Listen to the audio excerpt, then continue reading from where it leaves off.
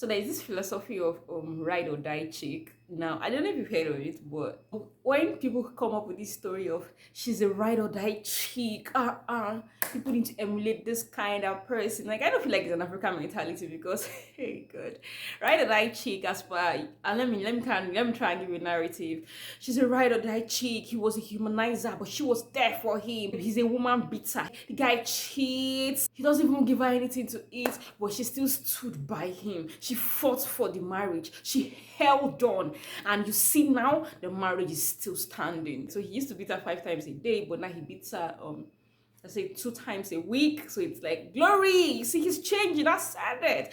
I've been with him through thick and thin. Okay, you guys, welcome back to my YouTube channel. And in today's video, we're going to be discussing the reasons why women do not leave their marriage. And to be very honest, it's not as easy as it sounds. So I feel like people have different reasons why they tend to, do what they do, even when it's affecting them or affecting people around them.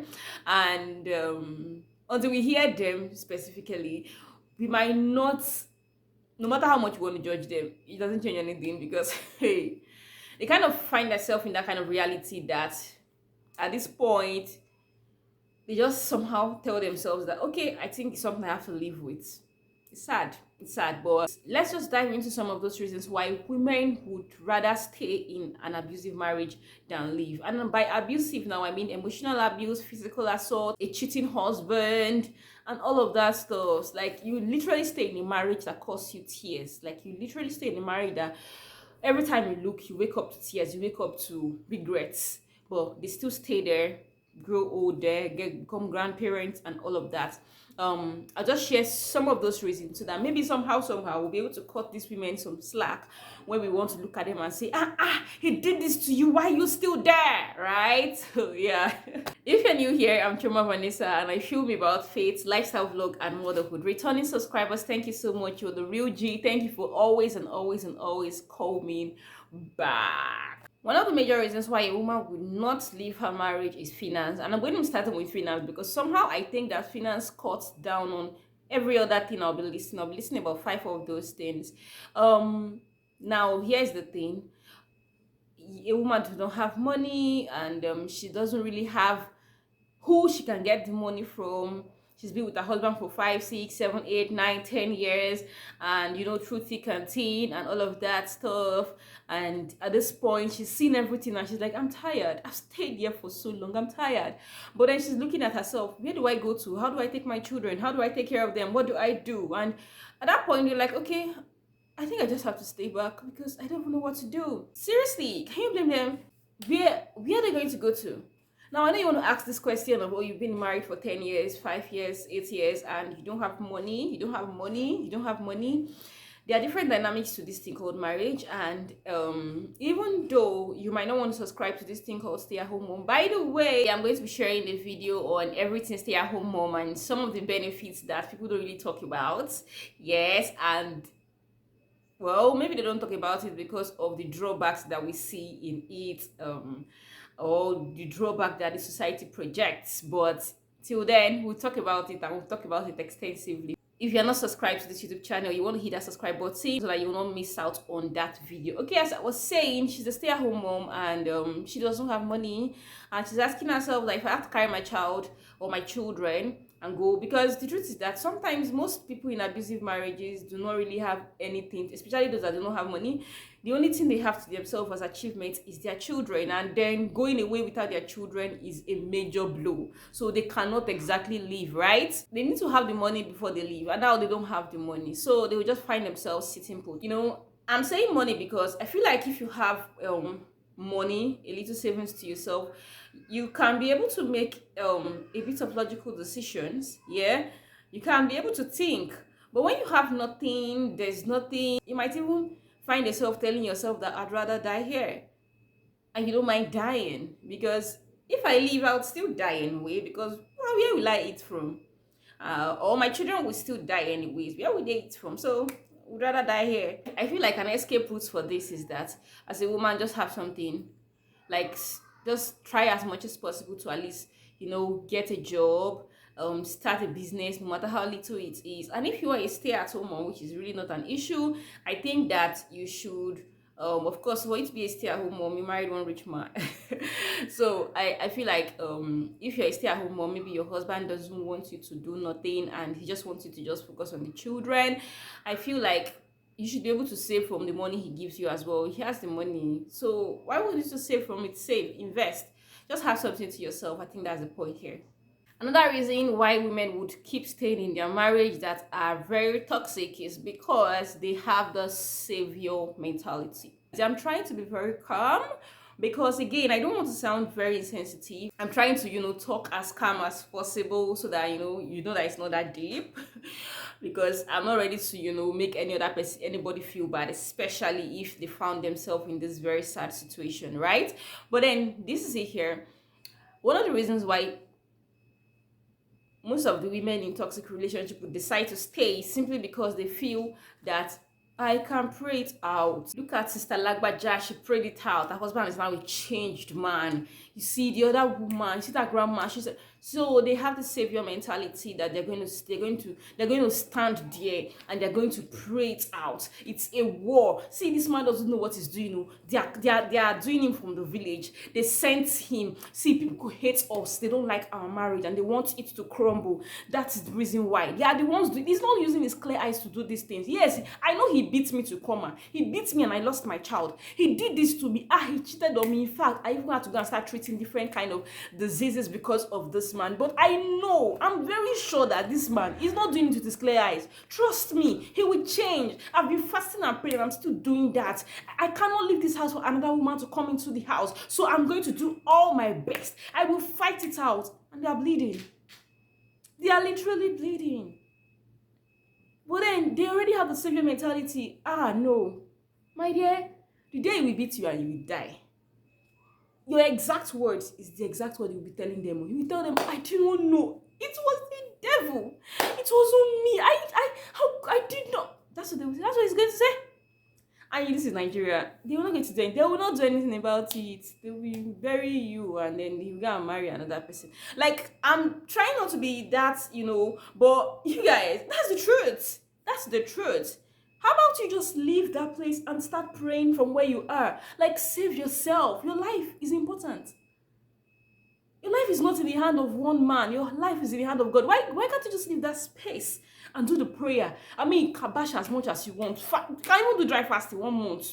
2 months, nobody's going to hold you. But as long as you are out of there, you are in a safe space. Yeah? You are in a safe space and doing the prayer. Then it's perfect. Why do you have to stay there?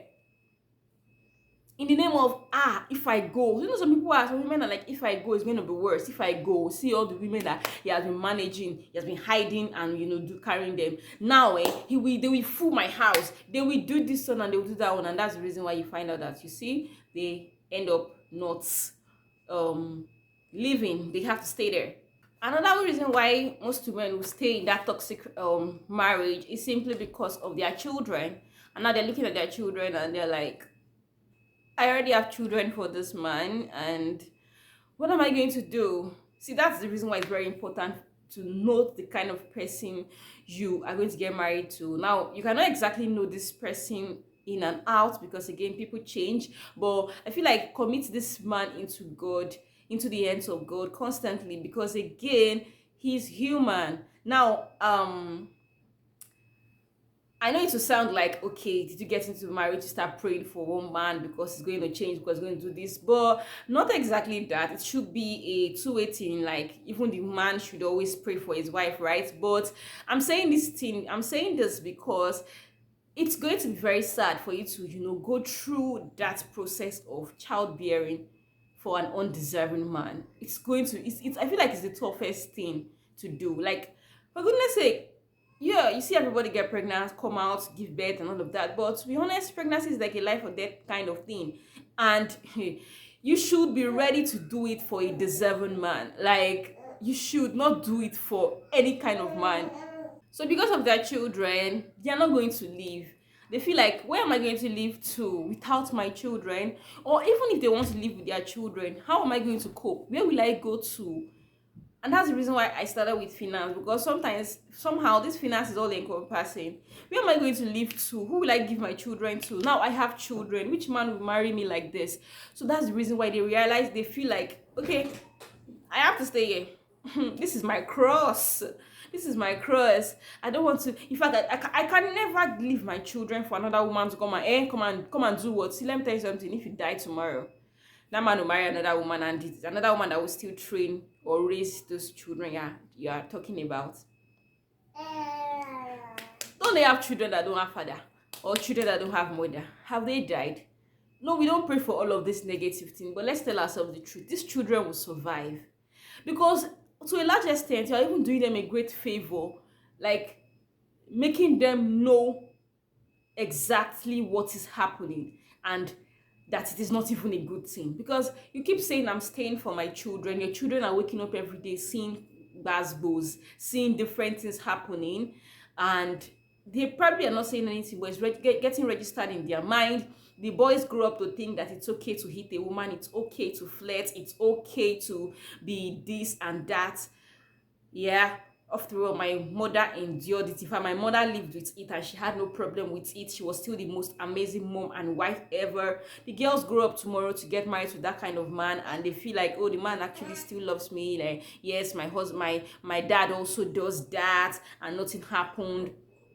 You're not even helping those children in the first place, but maybe you think you are. And the children that grow up to realize that this is not right, you leave a trauma in them, but you don't know you do. So at the end of the day, these are the children God gave you to raise, and this is the way you're raising them.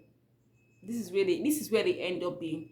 I mean, something that you can actually save them from. And you tell yourself that I don't want my children to not be with their dad, I don't want them to not have a father in their life. Especially, this is a bit dicey, especially if this man is an amazing father. It's funny how you can be an amazing father and a bad husband. I don't even know how it works, but I still keep asking myself that, how do you treat the mother of your children with this much hate, and you say you love those children? I mean, the same children that came out from the womb of the very person you hate. Why does it not make sense to me?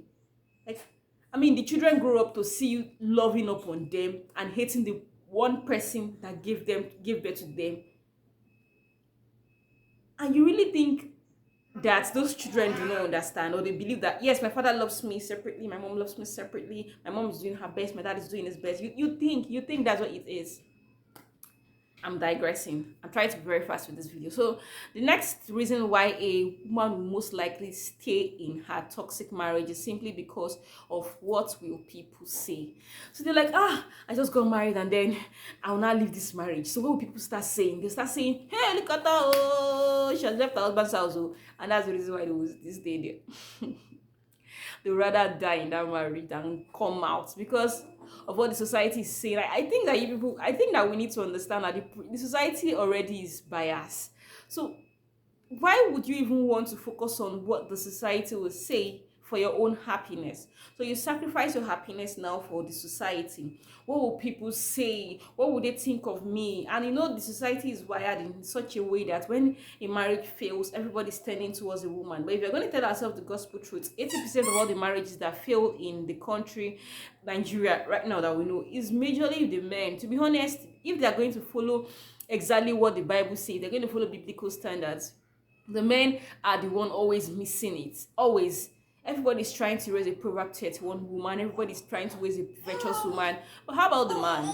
So a good woman ends up with a bad man, and she's trying, she's struggling, she's doing her best and all of that, and the marriage comes out breaking, it comes out shattered. But then she's like, I can't leave. If I leave, they will say a wise woman builds her home. We should build it no matter what. Build it regardless. And so she's trying her best. I don't want people to talk. Apart from that, they do not really speak up because they kind of burnt bridges. Sometimes these bridges they burnt is not even really about them. It's maybe their spouse that made them to burn that bridge. There are men, I've heard men that will tell their wife to no longer be on social media. They tell their wife to, hey, I don't want you with that girl. I don't like her. I don't think I like her. So I don't want you to be with her. They just burn bridges for their wife. They probably don't even allow their wife to even relate well with their own relation, their own siblings, and all of that. So You see people in those kind of relationship drawing back, they are withdrawn, they are not talking, they're not speaking to friends, they're not speaking to family members, they're not even speaking to their parents, because bridges have been burnt over the years. And you see, one of the things an abuser can do to you is to make sure they isolate you. Once you are isolated, they can manipulate you in the best way they can, and then do whatever they want to do to you. So again, what would people say should not be the basis at this time? It is, what are you saying? How are you ready to pick up your life?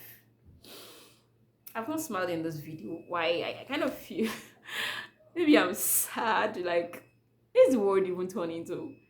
Like, another reason why women will stay in their toxic marriage is because they lack self-esteem. Now, I'm going to say this with so much annoyance inside of me, because how do you want to raise a confident child?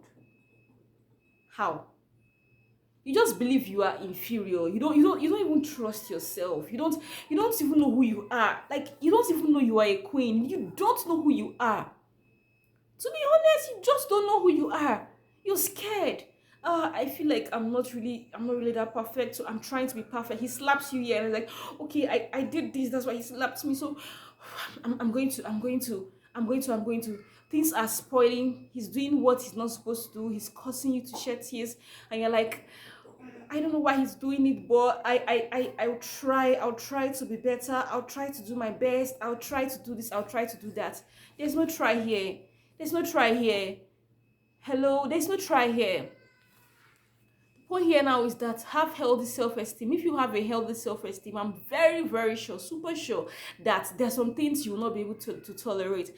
I kind of feel like before you even get married, you have to build your personality. Know who you are.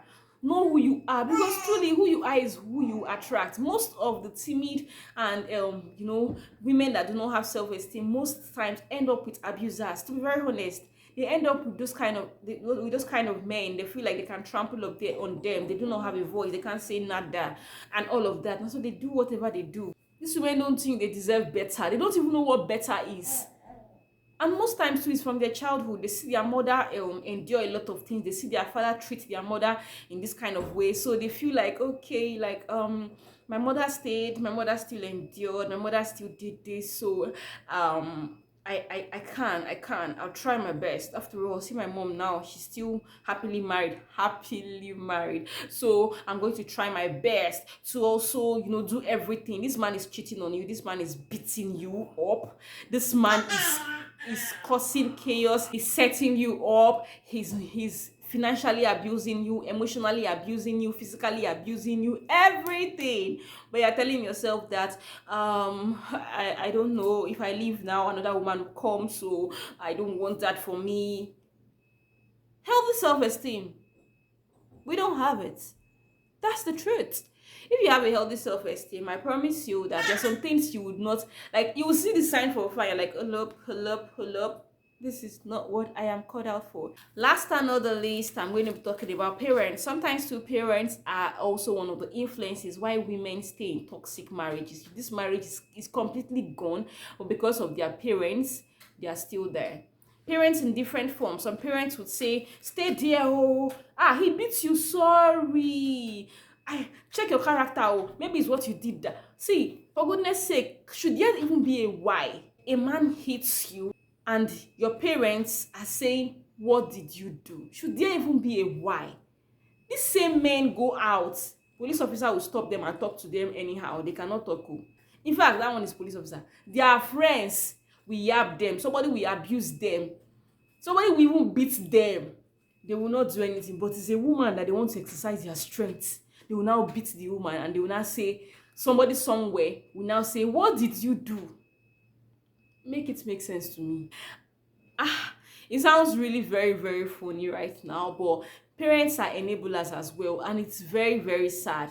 Like, someone hits your daughter, someone is cheating on her, she's complaining bitterly to you, emotionally abusing your daughter, complaining bitterly to you, and what you are doing year in year out is just stay, pray, what will people say, just manage, I also endured. no, this is not the right thing to do. Please, dear parents, your children are looking up to you, and in that time, that trying time where their life is a living hell, the last thing they expect from you is to start giving them advices on how to still stay in that kind of toxic environment. That's the last thing. I feel as parents, I'm like, parents, is it that when your children grow older, the love and the affection dies off? Like, I feel like at the sight of your child's tears, you should draw them to you immediately, hug them, bring them to you, not telling them stay there. He's your husband. What will people say? So you want to come back? Where will you come back to? Sometimes too, it's also like a battle between the devil and the deep blue sea, because you're like, okay, this man, he's been taking care of me, he's housed me, he's won't pay my children's school fees, he's this, he's that, and my parents they are somewhere in Lagos living in one room, or maybe they're even in the village. Like, if I go back now, what will I be doing? I'll be staying with them, adding to their own burden. Where will I stay? How will I cope? My parents are expecting me to even put food on their table. Now I'm coming to meet them. You know, sometimes too, it's that battle. That's why as a parent here, you try as much as possible to be able to at least have something, so that even when you see them treat your children badly, you can pick your children out. Come out, you can pick them out, because you are not begging. You're not. Sometimes it's their in-laws that feed them. And if my daughter come back now, how will this man be sending me money? That's the reason why they would rather allow their daughters to stay in that kind of traumatic environment, an environment that is causing them tears. They would rather prefer that their daughters stay in that kind of marriage, because where will she come to? Me, I'm still managing my life. See where we are living, one room. Where do you want to come and stay? So those children, those daughters end up staying in the mansion but living a hell.